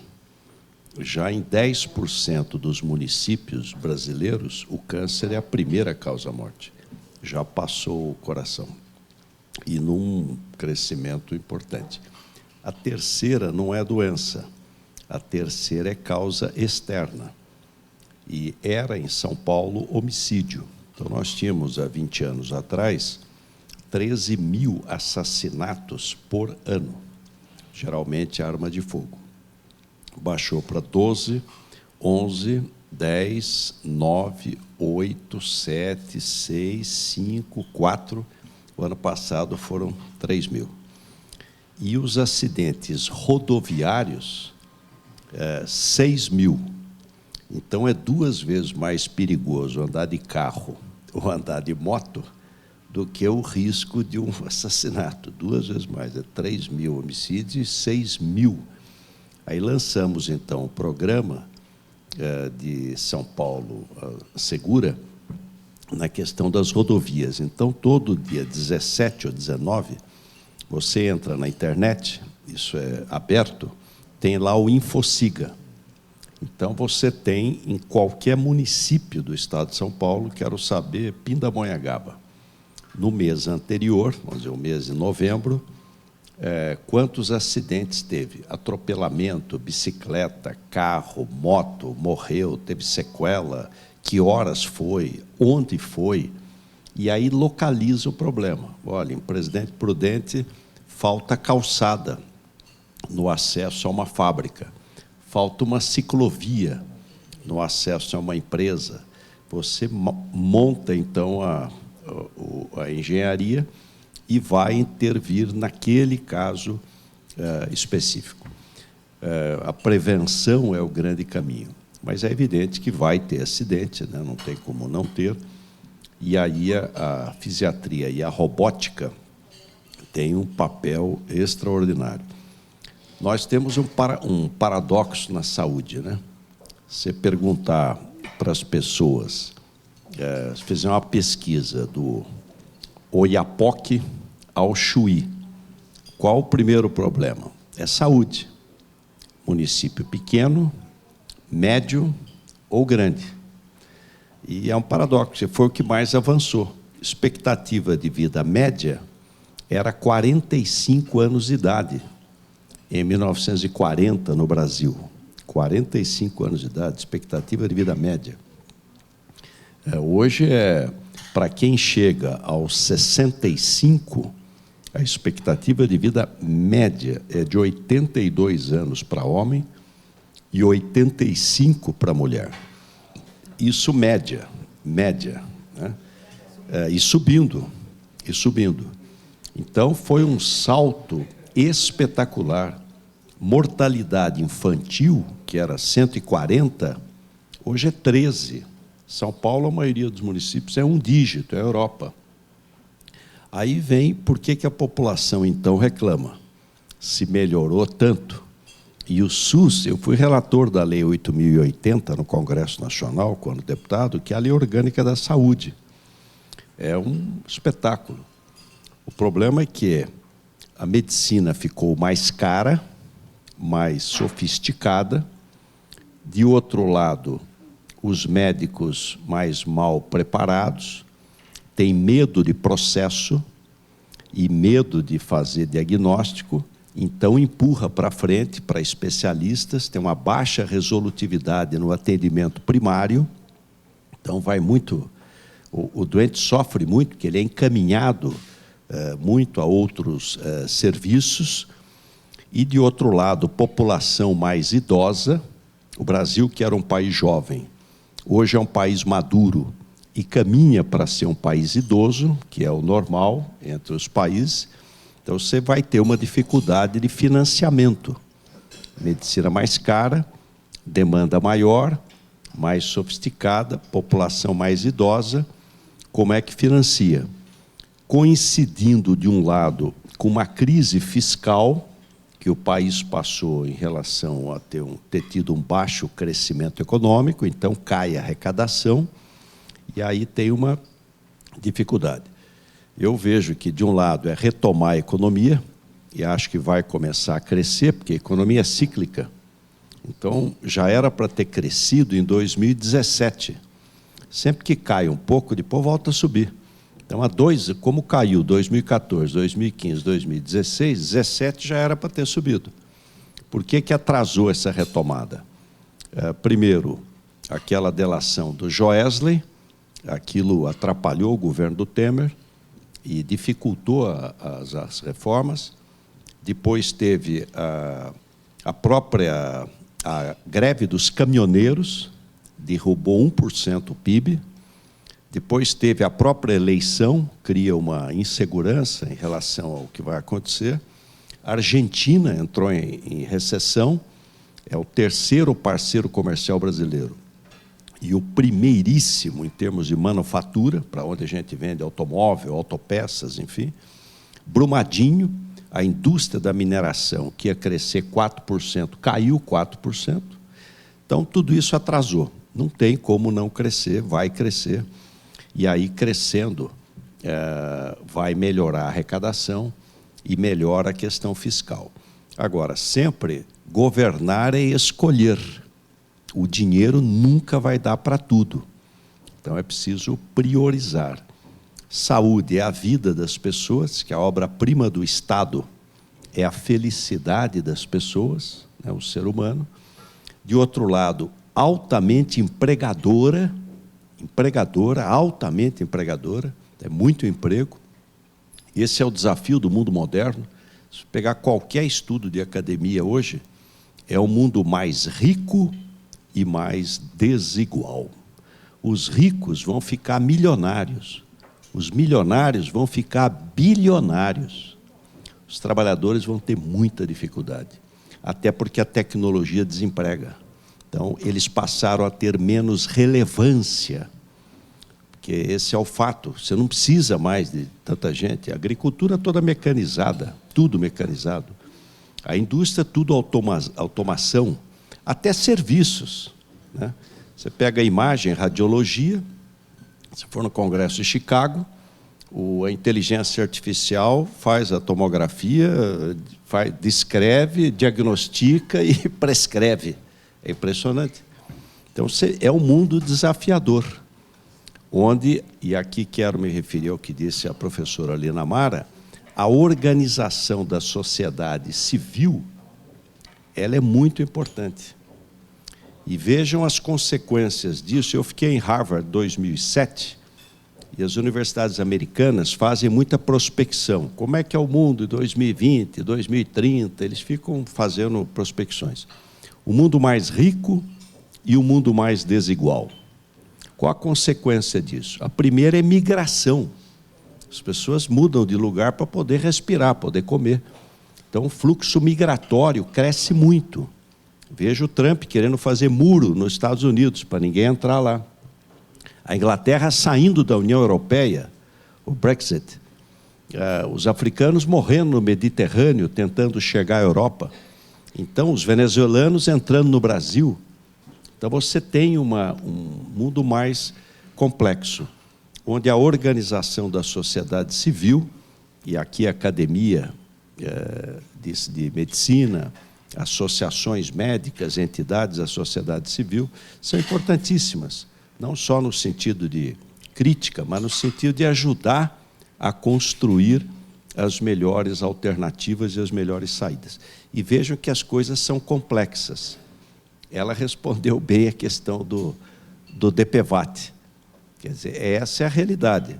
Quer dizer, a rigor, falta dinheiro para a saúde.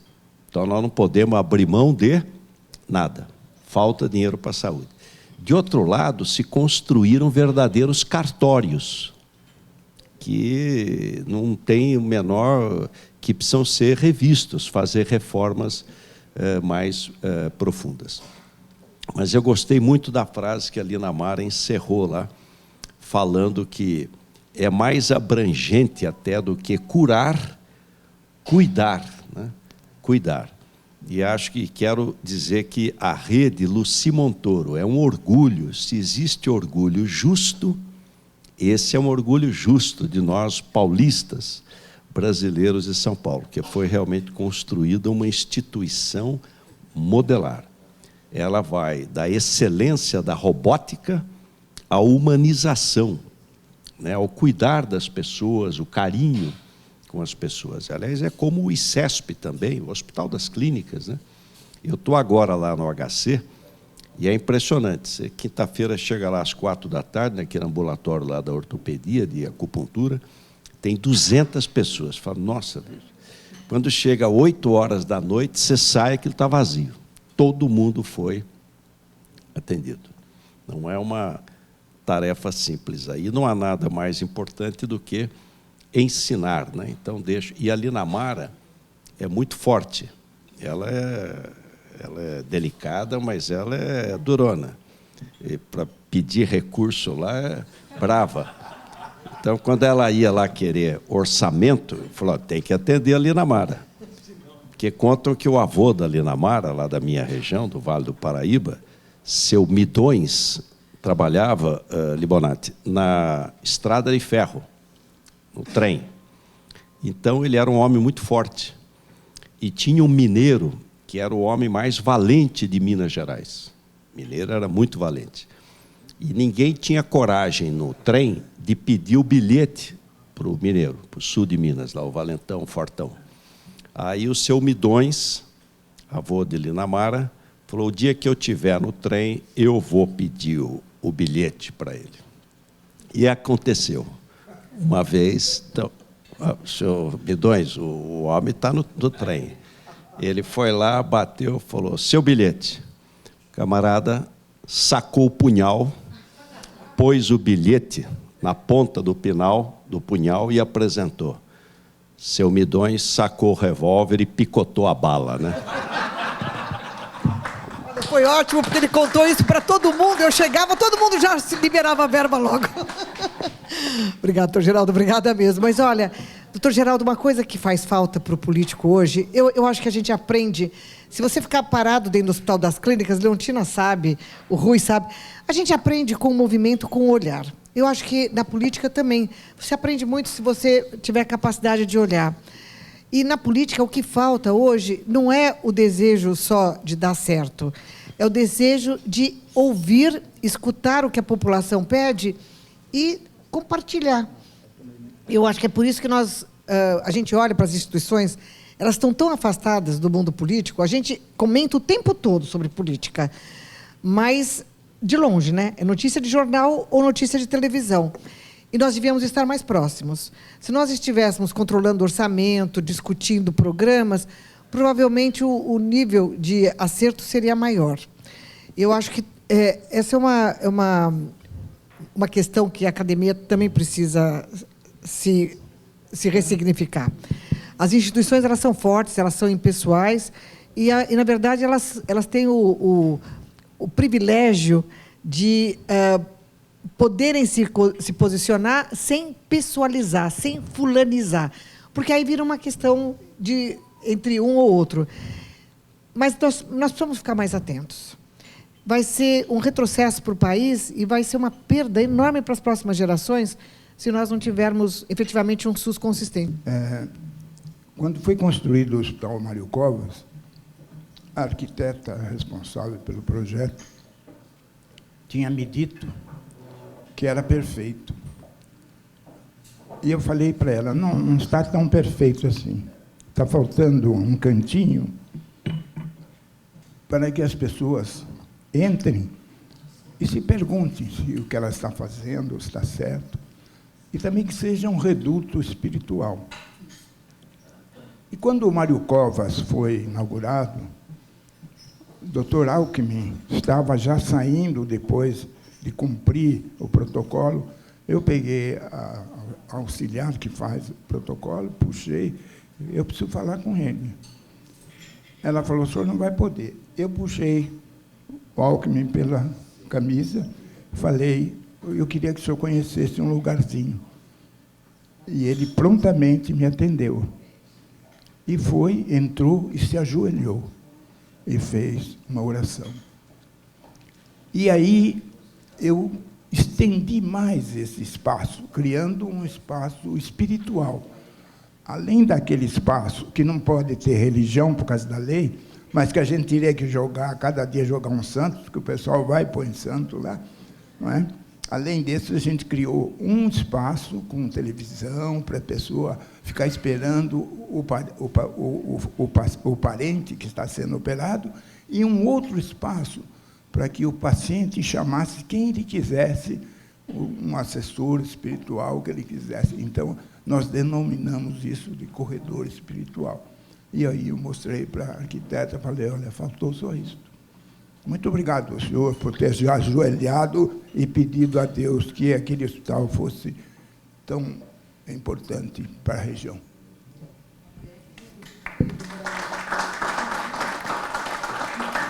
Geraldo, explica só uma coisinha. Nós estamos na casa do médico aqui e eu recebi ontem ou anteontem um WhatsApp com 2 fotos suas. De um lado está o senhor bonito, alegre, está lá. Geraldo Alckmin, político, governador. Do outro lado está o senhor triste, cabisbaixo, Geraldo Alckmin, médico. É assim mesmo. É assim mesmo, governador. Esse negócio de rede social é até engraçado, né? Porque você não está... Eu estou fazendo... Eu fiz anestesia no servidor. Fiz 2 anos lá de anestesia e depois sou de Pindamonhangaba, chefiava lá o setor de anestesia da Santa Casa e do Hospital Pindamonhangaba. Então, que era hoje um hospital da Unimed, lá de um grupo de colegas médicos da época. Então. Acabei, fui, enquanto prefeito, deputado estadual, deputado federal já foi mais difícil. Fui me afastando e parei. Aí eu falei, eu vou voltar para a medicina, que eu gosto. Mas aí um amigo falou, Geraldo, você já tem o estresse da política. Vai ter o estresse da anestesia, putz, você vai infartar aí. faz uma coisa mais leve, tal, um negócio menos estressante, tal. Aí eu falei, bom, mais ligado à anestesia é a acupuntura. Então eu vou fazer acupuntura. Eu já tinha feito na Escola Paulista de Medicina 1 ano.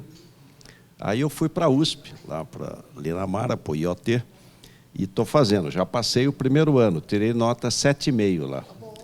Então agora vou começar o segundo ano, mais um ano termina. Aliás, eu acho que é importante na vida a gente recomeçar.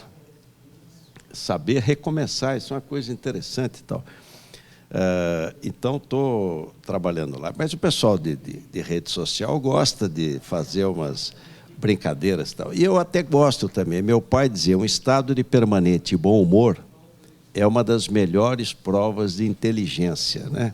Então, tem coisas muito divertidas aí. E voltei a ouvir uma coisa que eu não ouvia há décadas. Obrigado, doutor. Obrigado, doutor.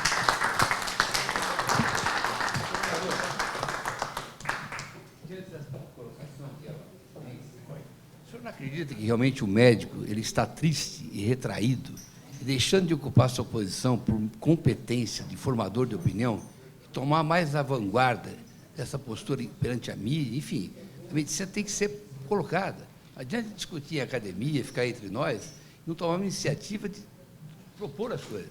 Eu acho que é uma posição que... O médico não é mais triste ou menos triste. Todas as atividades...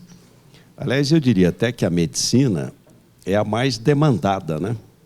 E, quer dizer, você pode ganhar mais, ganhar menos, mas tem uma demanda enorme. A medicina é maravilhosa, né? Uma coisa sublime, extremamente sublime.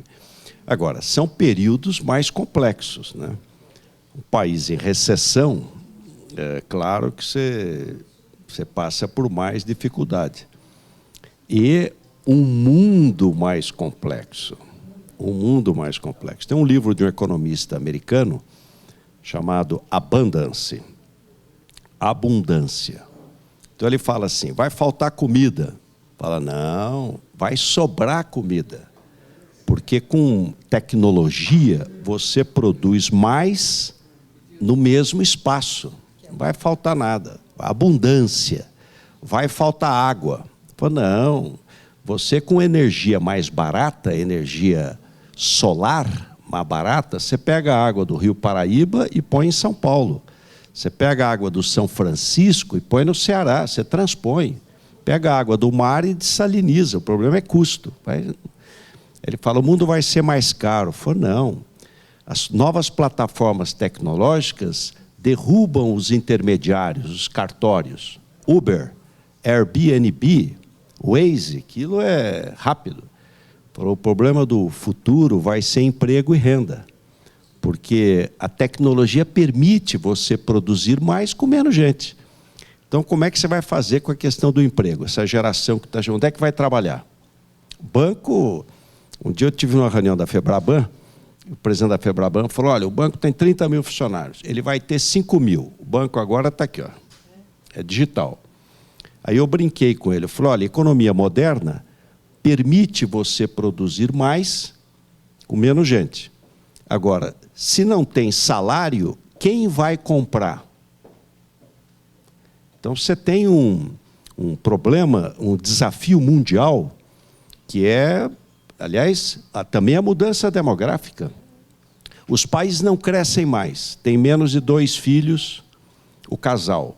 Se o país não cresce, como é que a economia capitalista avança? Ela cresce pela escala. Quanto mais eu produzo, menor é o custo. Se não cresce, população, o Brasil em 20 anos vai começar a decrescer a população. Então, se você não tem mais aumento populacional, você tem um outro desafio de natureza econômica. Você vai ter que ter... Então, é um mundo mais complexo.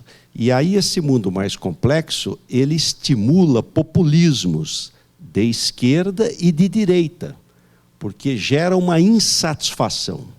Você tem uma população... Como é que você explica o problema do Chile? É uma insatisfação meio latente. Então, é um mundo mais difícil, não é só o Brasil, não. Então, isso demanda o quê? Melhor. Qual o caminho? Fortalecer instituições. Não tem outro. Fortalecer instituições. Vamos fortalecer as instituições de saúde, as instituições da democracia. Os partidos precisam voltar a viver, porque acabou 30 e tantos partidos, fragmentou tudo. Mas eu diria que eu sou da tese posso brincar aqui com as meninas aqui, do Roberto Rodrigues. A gente tem que ser bem-humorado, né? Roberto Rodrigues deu uma palestra um dia desse e falou: a meta agora é 100 anos, e eu estarei lá. Roberto Rodrigues foi ministro da Agricultura, grandes agrônomos. Tal. E eu estarei lá, 100 anos. E sabem no que eu vou morrer? Aí, pessoal, homicídio. Um tiro pelas costas de um jovem namorado ciumento.